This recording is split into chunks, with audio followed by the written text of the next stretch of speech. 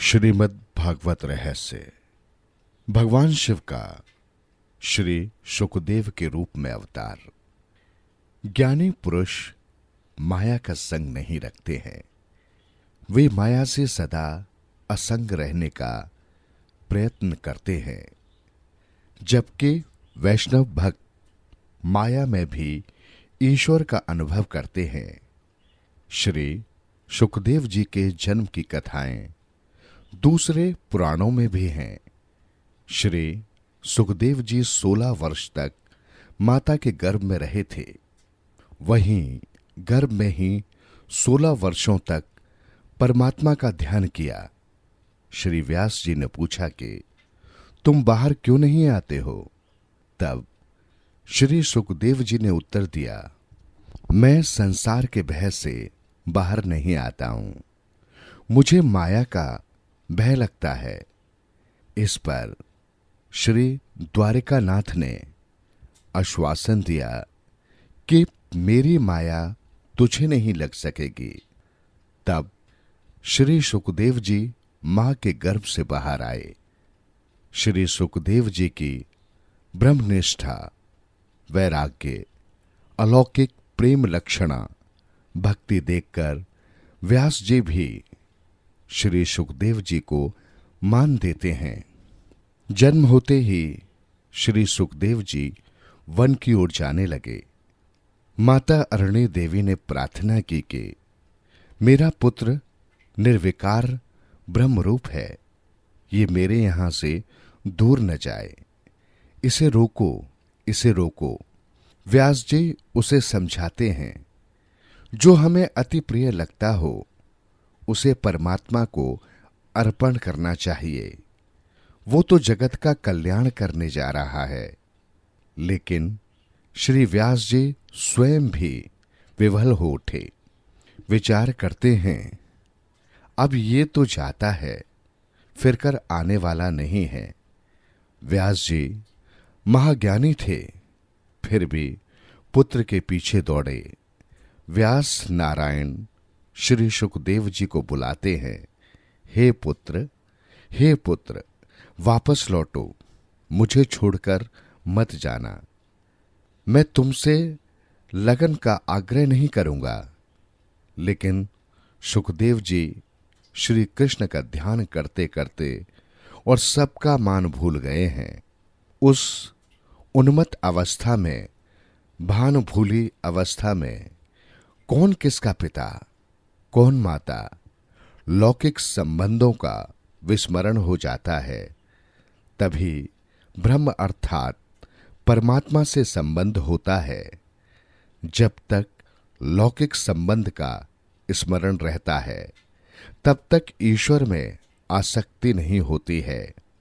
सर्वव्यापक हो चुके श्री सुखदेव जी वृक्षों द्वारा उत्तर देते हैं, हे मुनिराज, आपको पुत्र के वियोग से दुख हो रहा है, परंतु हमको तो जो पत्थर भी मारते हैं, हम उन्हें भी फल देते हैं।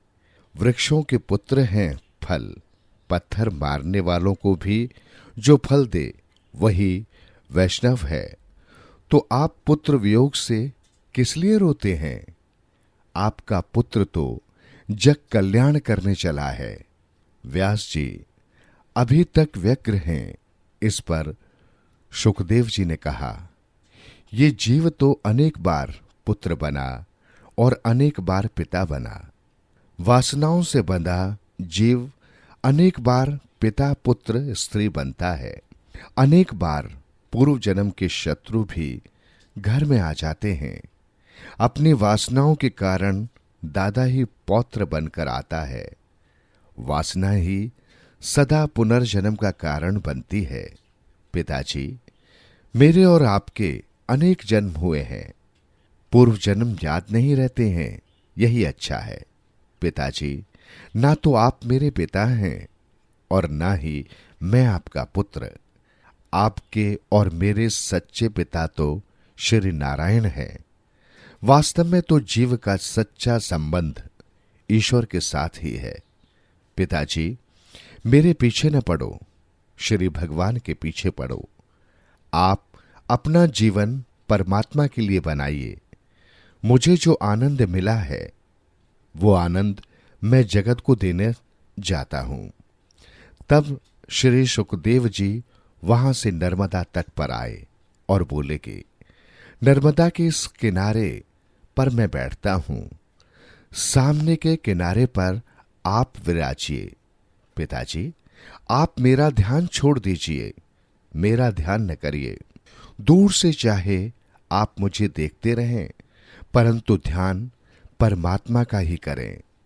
जो परमात्मा के पीछे पड़ते हैं वो ज्ञानी हैं। पैसे के पीछे मत पड़ो, परमात्मा के पीछे पड़ो। भागवत की कथा सुनने के बाद आप भी परमात्मा के पीछे पड़ो, तभी कथा श्रवण सार्थक होगा। ये नर जो नारायण के पीछे पड़े तो कृतार्थ होता है। व्यास जी अपनी पत्नी को समझाते हैं कि यदि श्री सुखदेव जी तुम्हें अति प्रिय हैं तो इसे अंतर्यामी को अर्पण करो। जो हमें अति प्रिय लगता हो वो प्रभु को दें तो हम भी प्रभु को प्रिय लगेंगे। ऐसे सर्वभूत हृदय स्वरूप मेरे सतगुरु श्री सुखदेव जी के चरणों में मैं बार बार वंदन करता हूं। सूत जी ने श्री सुखदेव जी को प्रणाम करके इस कथा का आरंभ किया है। एक बार नैमिषारण्य के क्षेत्र में शौनक जी ने सूत जी से कहा कि आज तक कथाएं तो बहुत सुनी हैं, अब कथा सार तत्व सुनने की इच्छा है। हमें अब कथा नहीं सुननी है, सब कथाओं का सारभूत क्या है ये सुनना है। कथा सारम मम कर्ण रसायनम, ऐसी कथा सुनाइए कि हमारी भगवान श्री कृष्ण में भक्ति दृढ़ हो, हमें श्री कृष्ण की प्राप्ति हो। इसका कारण है जैसे मक्खन सबका सार है, वैसे सबका सार श्री कृष्ण भगवान है। श्री ठाकुर जी को मक्खन बहुत प्रिय है, लाला को मक्खन प्रिय है। लाला को मक्खन भाए रे, कुछ और न काम आए रे। मक्खन सबका सार है और परमात्मा सारभोगी है। आज तक बहुत ग्रंथ पढ़े हैं। जिसे परमात्मा को प्राप्त करना है ऐसे साधक को आज्ञा है कि वो बहुत ग्रंथ न पढ़े। अनेक ग्रंथ पढ़ने से बुद्धि में विक्षेप खड़ा हो जाता है। हमारे भगवान श्री बाल कृष्ण सारभोगी हैं, अतः वैष्णव भक्त भी सारभोगी होते हैं। इसलिए सर्व कथाओं का सार तत्व सुनने की इच्छा हुई है। जीव प्रकृति के भोग छोड़े और श्री कृष्ण से मन जोड़े तो जीव भी शिव बन जाए। भागवत मक्खन है, दूसरे शास्त्र दूध दही जैसे हैं। सारे शास्त्रों में सार रूप ये श्री कृष्ण कथा है। शौनक जी कहते हैं कि ज्ञान और वैराग्य के साथ भक्ति बढ़े, ऐसी सारभूत कथा सुनाओ जिससे ज्ञान बढ़े, जिससे भक्ति बढ़े और जिससे हम भगवान का प्रत्यक्ष दर्शन करें। ऐसा सार तत्व सुनाएं। ज्ञान वैराग्य के साथ भक्ति बढ़ाने के लिए ये कथा है। कथा रोने के लिए होती है। महान भक्तों के, महान पुरुषों के चरित्र सुनकर हमें ज्ञान होता है कि ओह, मैंने अपनी आत्मा के उदारार्थ तो कुछ किया ही नहीं है। कथा सुनने के बाद यदि अपने पापों के लिए पश्चाताप हो और प्रभु के प्रति अपने हृदय में प्रेम जागे, तभी कथा श्रवण सार्थक होता है। संसार के विषयों के प्रति यदि वैराग्य न हो और प्रभु के प्रति प्रेम न जागे तो ऐसी कथा कथा ही नहीं है। ब्रह्मा जी ने नारद जी को आज्ञा दी, बेटा कथा ऐसी करके जिससे लोगों के मन में मेरे प्रभु के प्रति भक्ति जागे। कथा मनुष्य के जीवन को सुधारती है, जीवन का परिवर्तन करती है। कथा मनुष्य के जीवन में क्रांति करती है। कथा सुनकर भी यदि जीवन में कुछ परिवर्तन न हो तो मानो कि तुमने कथा सुनी ही नहीं है। शौनक मुनि ने इसलिए प्रार्थना की है कि मेरा ज्ञान बढ़े, मेरी भक्ति बढ़े, ऐसी कथा कहे। अकेली भक्ति बढ़े ऐसा नहीं कहा है। भक्ति, ज्ञान और वैराग्य साथ साथ बढ़े। हलवे में लौकिक दृष्टि से गेहूं की कीमत कुछ अधिक नहीं है, किंतु आटे के बिना हलवा नहीं बन सकता। तत्व की दृष्टि से विचार करें तो आटे की कीमत भी घी जितनी ही है। हलवा बनाने में घी, गुड़ और आटे की जरूरत एक सी है। इसी प्रकार ज्ञान, वैराग्य और भक्ति की जरूरत एक समान ही है और जीवन में इन तीनों की जरूरत है। 16 आने ज्ञान और वैराग्य आए तभी जीवन का जीव भाव जाता है। जिसमें ज्ञान, भक्ति और वैराग्य परिपूर्ण हो वही उत्तम वक्ता है।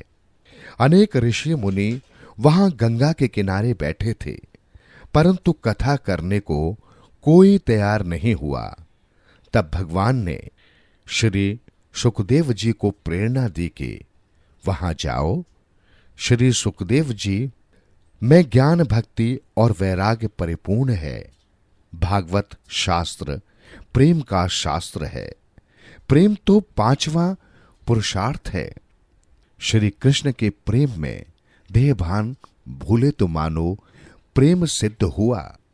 परमात्मा प्रेम को ही अपना स्वरूप कहते हैं। ज्ञान मार्ग में प्राप्त की प्राप्ति है। ज्ञान मार्ग में जो प्राप्त है उसी का अनुभव करना है।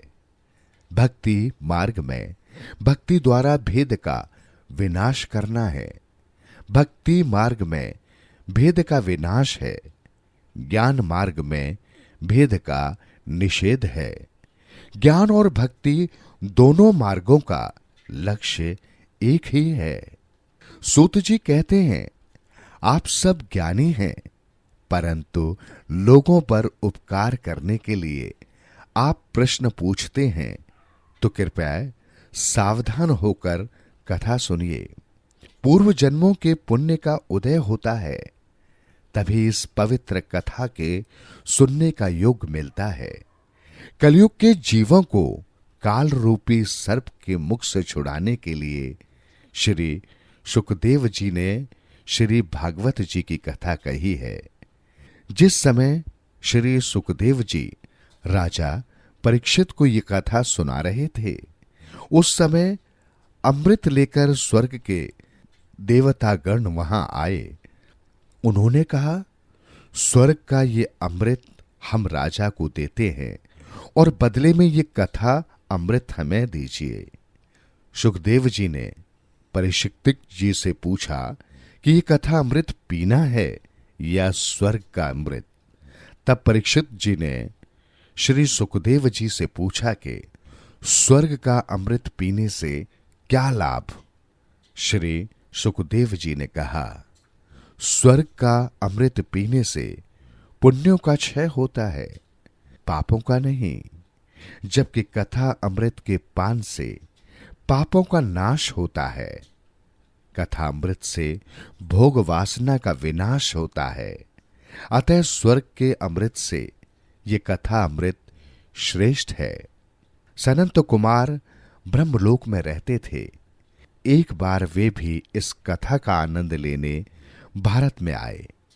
इससे लगता है कि ब्रह्मलोक में भी इस कथा के आनंद जैसा कोई आनंद नहीं है। तब परीक्षित राजा ने कहा, भगवन, मुझे ये स्वर्ग का अमृत नहीं पीना है, मैं तो इस कथा अमृत का ही पान करूंगा। सुखदेव जी ने देवताओं को कह दिया कि वे भागवत कथा का गान करते हैं, व्यापारी नहीं हैं। देवताओं ने सुखदेव जी महाराज से सौदेबाजी जो करनी चाहिए थी, कथा करने वाला और सुनने वाला दोनों में से कोई एक भी यदि व्यापारी सौदेबाज होगा तो कथा का लाभ नहीं होगा। 7 ही दिनों में ज्ञान और वैराग्य को जागृत करने के लिए ये कथा है। ज्ञान और वैराग्य अपने अंदर ही है, परंतु वे सोए हुए हैं, उन्हें जागृत करना है। आगे कथा आएगी कि ज्ञान और वैराग्य को मूर्छा आई हुई है। 7 दिन में ही इस ज्ञान और वैराग्य को जागृत करके भक्ति रस उत्पन्न करना है। इसके लिए ये कथा है। ऐसा और कोई ग्रंथ नहीं है कि जो 7 ही दिनों में मुक्ति दिलाए।